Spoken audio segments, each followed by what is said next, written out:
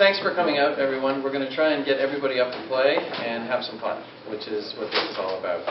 We've obviously got some people here who have played a lot before, and some people here who have not played very much at all, as far as playing in a jam session is concerned.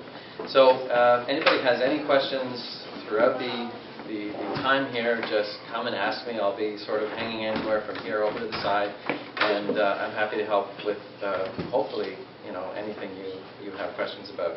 The first tune, there it was. We had some people who had never played that tune before, and some people getting up who obviously played quite a bit.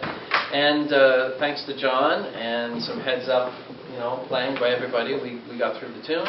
And a big hand for everybody who got up to play. Because that's what it's all about. I mean, the gentleman and I talked just before we started, and I said, so you're going to get up to play? And he's like, no. Get up to play. And then now he's further ahead than he was before, which is just great. Okay. I've been told by a couple of people that we don't want this to turn into a jazz improvising masterclass. So we're not going to get into theory. We're not going to get into some different things. Those are all things that you can. Lots of great outlets. Your private teachers would be the first place to stop. And if anybody ever has any questions, I'm happy to answer them. Just send me an email. MikeTremblay.com, and I'm happy to answer any questions you have about anything, where to start, where to approach, type things. It's all available information that's out there, so we just have to start somewhere. So thanks to the first group for coming up. Does any of the players who played there have any questions about what happened? Anything at all? Any comments you'd like to make? Yeah. You're getting the key right. We did the stable JazzWorks in B flat. Right. So, I mean, the first thing is we have to have somebody who really knows the tune.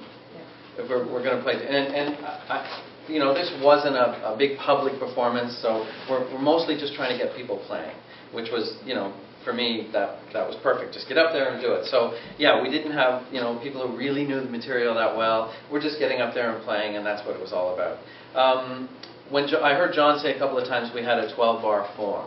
What does that mean? 12-bar blues. 12-bar blues form, right. So that means certain things harmonically, but for most people you can really get trained by ear. So listening to even just a play along, you go online to YouTube and you Google 12-bar blues and you just listen over and over and over and over and over, and you'll become familiar with what happens with that form. And once it sounds common to you, then you'll have a better chance of hearing it on stage. What does this mean? A couple of people were doing this. Go back to the top. Go back to the top, right, so that's the melody's going to come in, top of the form. Sometimes things get lost. I spent a bit of time with Dave Lieben last summer, and really interesting to hear him say that when he's playing, even his rehearsed quintet, everybody gets lost in every tune they play. So that was really interesting. Because somebody is going to play something. And this is all about playing and listening and reacting to one another. So somebody plays something, and you sort of react to that.